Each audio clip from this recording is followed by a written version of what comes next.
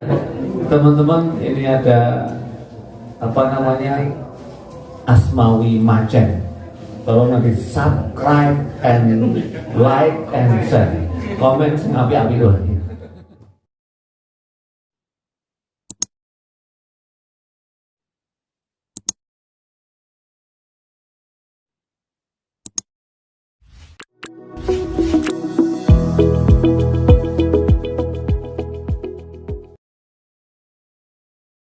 Baiklah, itu cuman Pak Riambul.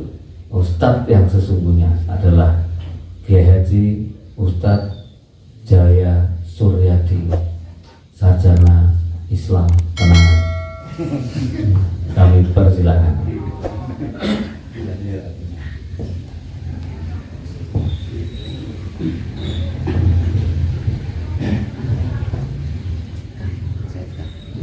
Bismillahirrahmanirrahim. Assalamualaikum warahmatullahi wabarakatuh. Bismillah, alhamdulillah, wassalatu wassalamu ala rasulillah Muhammad ibn Abdillah, la hawla wa la quwata illa billah. Subhanaka la ilma lana illa ma 'allamtana innaka antal alimul hakim. Rabbi shrah li sadri wa yassir li amri wa hlul 'uqdatam min lisani yafqahu qawli. Wasyadid lisani wa bi qalbi bi haqqi nabiyina Muhammadin sallallahu alaihi wasallam. Allahumma ij'al lana al-Qur'ana fi dunya qarina wa fil qabri munisa wa fil qiyamati syafi'an. Rabbana innana natawassalna bi tilawati kalamikal karim lituqarribuna ilaika zulfa waftah lana futwal arifin waj'alna minal muqarrabin waj'alna minal mukhlisin waj'alna minal muttaqina imama bi barakatil Qur'an al-Fatihah. A'udzu billahi minasy syaithanir rajim. Bismillahirrahmanirrahim. Alhamdulillahi rabbil alamin.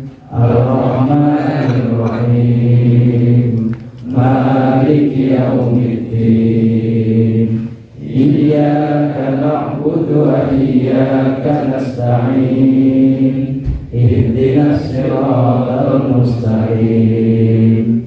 Siratal ladzina an'amta 'alaihim ghairil maghdubi 'alaihim waladdallin.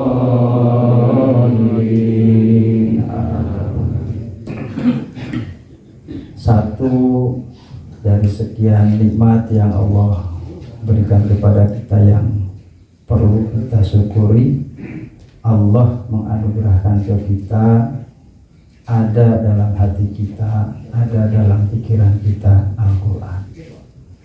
Tadi kita membaca Fatihah itu kalam Allah, jadi kita mengulangi kalam Allah Subhanahu wa ta'ala. Ada orang yang bangga dengan niru kalamnya manusia, nyanyi-nyanyi, bahkan prestasi dengan nyanyi-nyanyi. Ini yang mengalir melalui lisan kita, melalui lidah kita, kalam Allah Subhanahu wa ta'ala.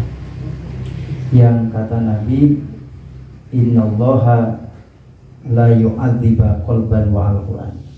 Allah tidak akan mengazab seseorang yang di hatinya ada Al-Quran. Jadi neraka jahanam yang begitu menggelagar dan dahsyat itu nggak bisa menyentuh orang yang di dalamnya ada Al-Quran. Maka semakin banyak Quran dalam diri kita, maka potensi jauh dari nerakanya itu sangat tinggi. Semakin tipis Quran dalam diri kita, semakin potensi dekat dengan neraka. Jadi yang menghafalnya cuma Al-Fatihah, Al-Ikhlas, Inna Atoina, terus itu roda cedak yang rokok ya. Tapi di surga insya Allah begitu. Nah, lalu yang syukur yang kedua, kita syukuri kita dimudahkan mengucapkan kalimat la ilaha illallah. Ini kalimat yang dahsyat ya. Kalimat yang jadi sebab Allah menciptakan alam semesta ini karena kalimat la ilaha illallah.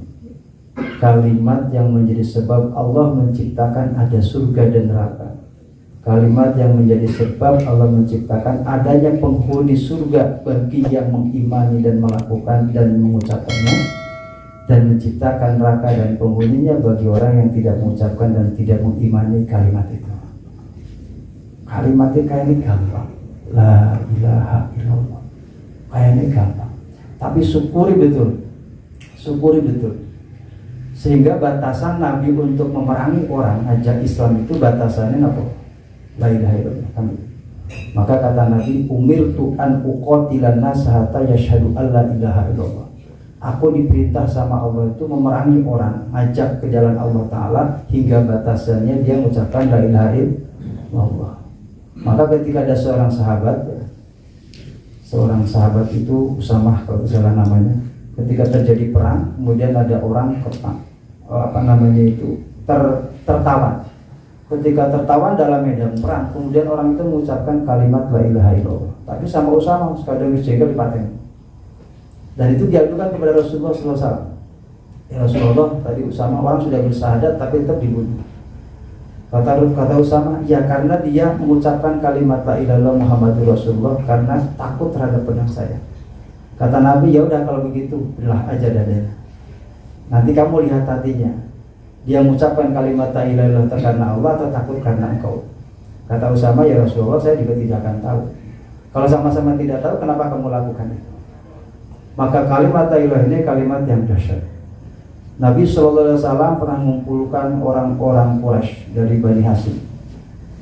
Kan Bani Kuat itu di Quraisy itu Bani Hashim sama Bani Muthalib. Ya. Dikumpulkan oleh Nabi SAW. Lalu Nabi berpidato di hadapan mereka. Hei Bani Hashim, maukah kalian aku ajarkan kalimat? Ajarkan satu kalimat yang kalimat ini bila kalian pegang, kalimat ini kalian imani, maka kalian akan menguasai Jazirah Arab. Lalu Abu Jahal ngacu. Hei Muhammad, jangankan satu kalimat, 10 kalimat saja kau ajukan kepadaku, asal kami bisa menentukan Jazirah Arab, kami siap. Kata Nabi, apa kata Nabi? Ucapkanlah kalimat la ilaha illallah Muhammadur Rasulullah. Apa kata Abu Jahal? Oh Muhammad, nak ngono kowe ngajak perang. Artinya apa? Abu Jahal tidak menerima mengucapkan kalimat la ilaha illallah Muhammadur Rasulullah. Kenapa demikian? Tadi Abu Jahal itu lihat Nabi SAW orang yang nggak pernah berdusta, gitu, nggak pernah berdusta, nggak pernah berkhianat. Tapi Abu Jahal tidak bisa mengucapkan kalimat la ilaha illallah Muhammadur Rasulullah. Lalu kita yang nggak pernah melihat Nabi, nggak pernah mendengar langsung Nabi, kita mudah mengucapkan kalimat la ilaha illallah, wajib kita apa? Ini kalimat dahsyat. Tingkat pertama kita mendapatkan surga Allah Subhanahu wa Ta'ala. Ada penyesalan orang kafir terdapat dalam surat Al-Mu'minun. Surat Al-Mu'minun surat berapa? 23. Ya, narat 23, 24 ini. Ada 4, 23. Surat ke-23 ayatnya ini. A'udzubillahi minasyaitonirrajim. Bismillahirrahmanirrahim.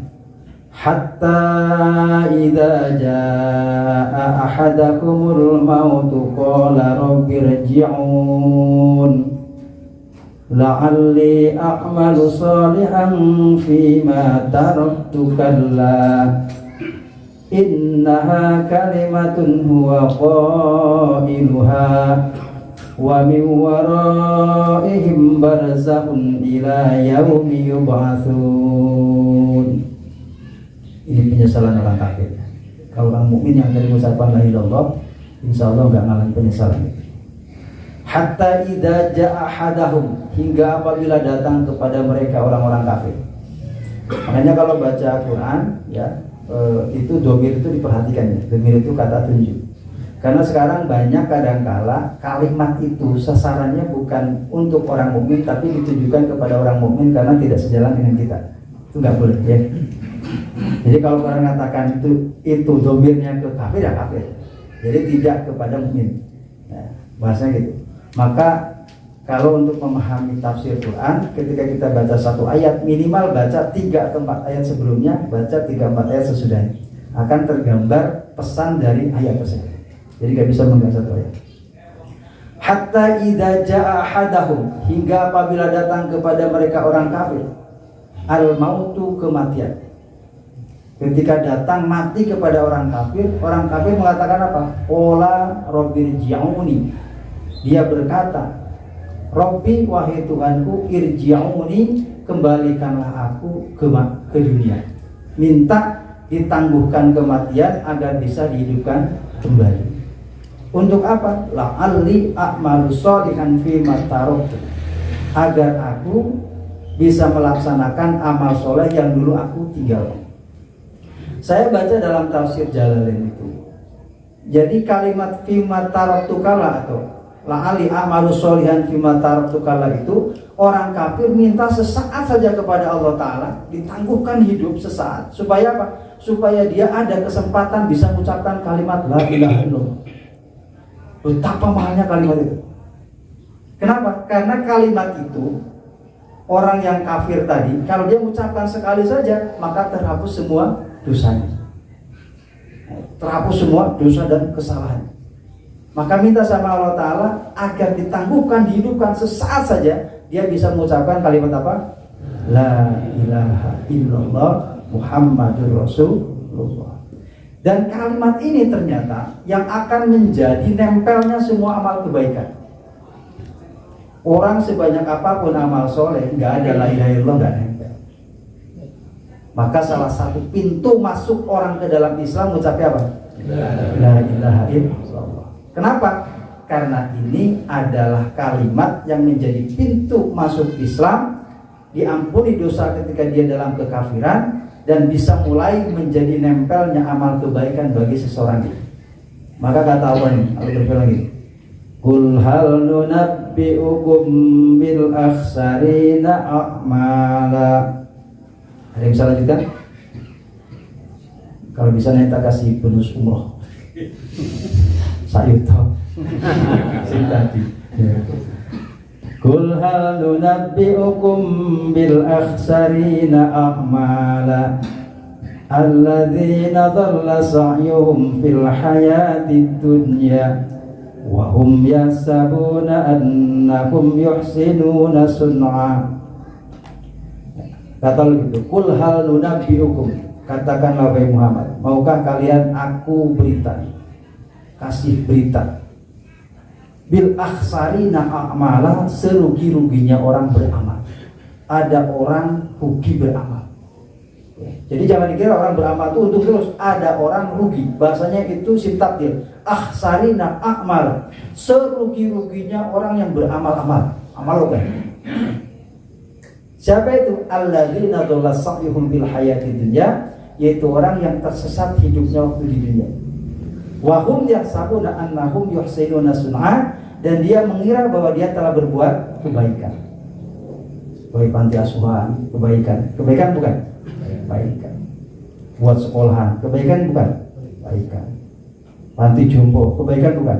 Kebaikan. Bakti sosial. Wah, aktif luar biasa. Kebaikan-kebaikan. Itu amal-amal. Siapa itu? Alladzina dhalla sa'yuhum fil hayati dunya wa hum yahsabun annahum yuhsinuna sun'a. Ulaika alladzina kafaru bi ayati rabbihim. Mereka itulah orang-orang yang ingkar, kafir terhadap ayat-ayat Allah Subhanahu wa taala. Ora percaya. Ora percaya Gusti Allah, ora percaya Quran, ora percaya kitab-kitab Allah Subhanahu wa taala. Enggak percaya. Ataupun kalau percaya tapi dia salah.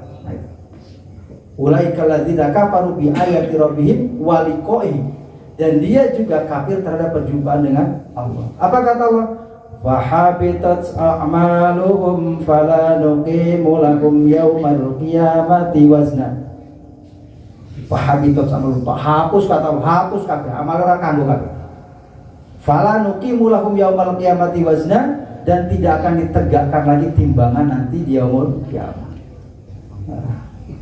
Kenapa? Karena kalau ditimbang amal, hisaban itu masih beruntung. Ada kemungkinan ya, kalau amal baiknya lebih dominan, langsung masuk surga Allah Subhanahu wa taala. Kalau keburukannya itu lebih ringan, kebaikannya lebih ringan, berarti dosanya lebih berat, berarti sementara harus masuk neraka dulu kan gitu ya.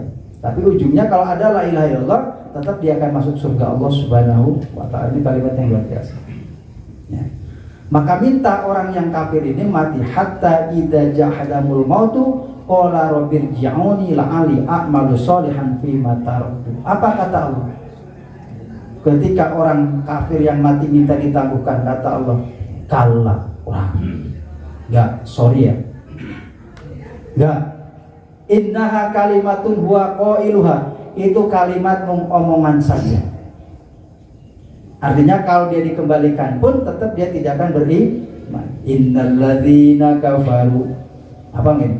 Sawaun alaihim a'adzartahum am lam tunzirhum la yu'minun.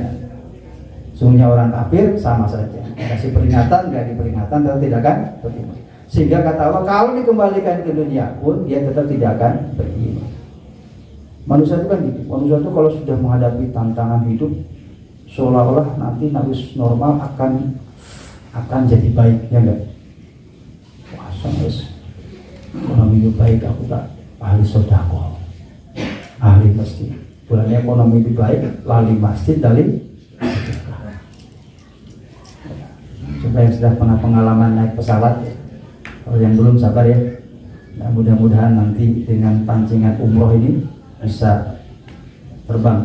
Kalau nggak mau terbang bisa, tapi renang itu sampai Mekah lewat laut pakai sepeda. Ya, harus ada yang nekat emang. Ya.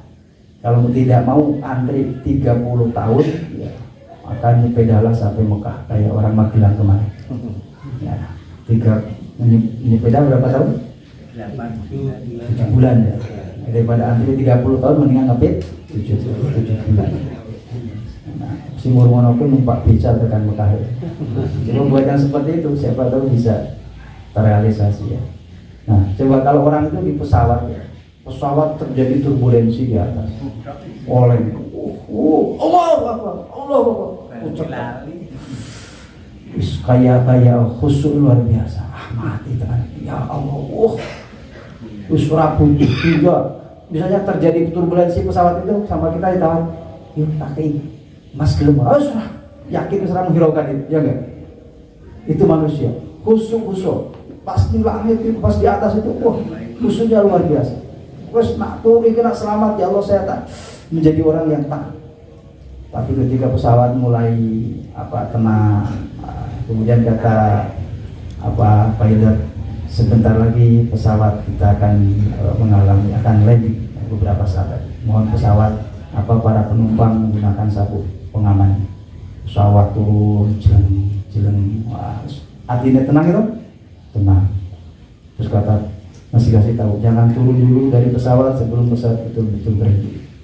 Terus pesawat itu berhenti, jimok tas, kacamata ireng di menit itu, jimok tas turun sokotan tangga pesawat. Wah, terus gaya buleleng itu sekali mosing yang dulu. Itu manusia itu kayak gitu. Maka ketika orang itu sakaratul maut kata Allah itu, innaha kalimatun huwa qailuha wa min waraihim barzahun.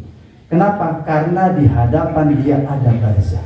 Ketika dia hidup di dunia, alam dunia, masuk pada ruang namanya barzah.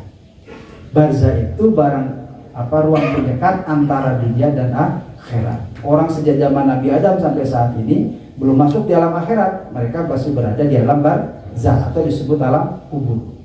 Alam ini adalah alam dunia sudah lewat, akhirat belum masuk. Di barzah orang sudah tidak bisa berbuat amal karena dia sudah tidak bisa berikan kesempatan oleh Allah. Maka kata Nabi, in qata amaluhu, kecuali amal yang dia perbuat saat di dunia yang disebut dengan sedekah jariyah. Maka di barzah orang tidak bisa membuat amal tapi masih bisa mendapatkan kebaikan dari amal yang dia tinggalkan.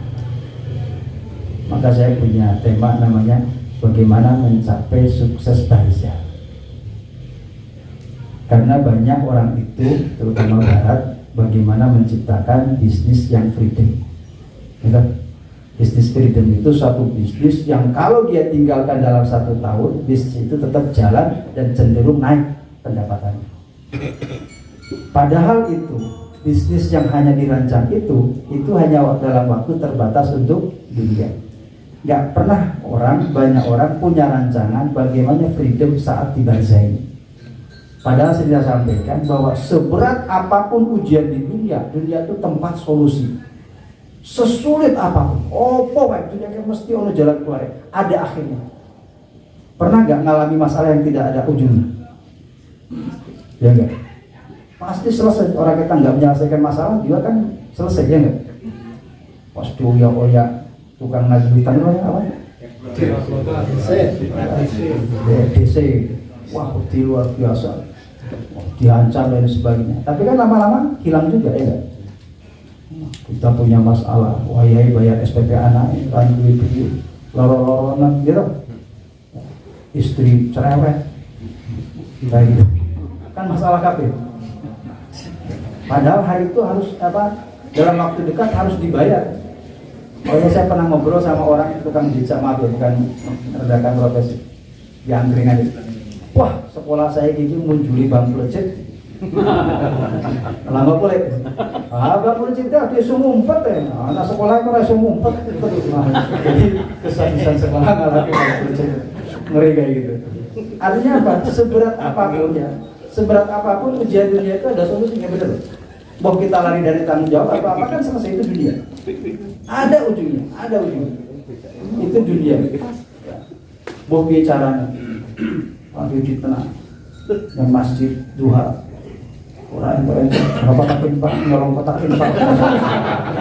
Ya, artinya solusinya terserah kan. Jadi saya tadi malam ngobrol gitu. Jadi gini, memang orang itu ternyata gini. Jangan dikira bahwa berat itu dalam kebaikan itu berat. Keburukan juga ternyata berat, butuh perjuangan.